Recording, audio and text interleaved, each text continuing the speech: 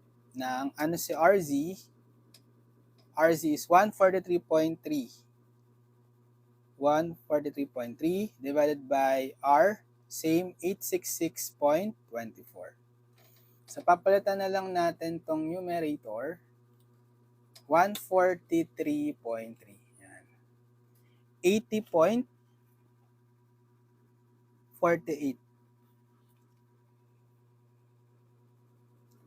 80.48 degree. Yan. So, ito yung sagot. Pag kinuha yung mga theta, ito, theta x, theta y, tsaka theta z. Yan. Yon, so nakasolve din tayo ng 4 problems. So sige, tuloy pa natin to. Solve pa tayo ng more problems next time para mas ma-expose pa tayo sa topic na to. Ang topic natin ngayon ay components of forces and resultant of concurrent forces in space or 3D. Sige, follow nyo lang ako sa ating account para mananotify pag meron tayong bagong video tutorials. And mag-subscribe din kayo sa ating channel, Engineered Math Channel. Lilink ko na lang sa description yung mga past video tutorials natin dito sa statics, pati yung pinaka-playlist na rin ng statics of rigid bodies para mapanood nyo lahat ng mga video tutorials natin. Simula sa unang lesson or topic sa statics hanggang sa pinaka-last para meron kayong reference playlist for the whole course ng statics of rigid bodies. Okay, so sige. I hope mapasa nyo itong subject na to. Kayang-kaya nyo to. Basta mag-practice lang kayo, mag-solve lang ng maraming problems. Kayang-kaya nyo yan. Good luck. Sa mga may exams, review lang kayong mabuti. Okay, so sige. See you on my next video tutorial. God bless everyone. Bye-bye.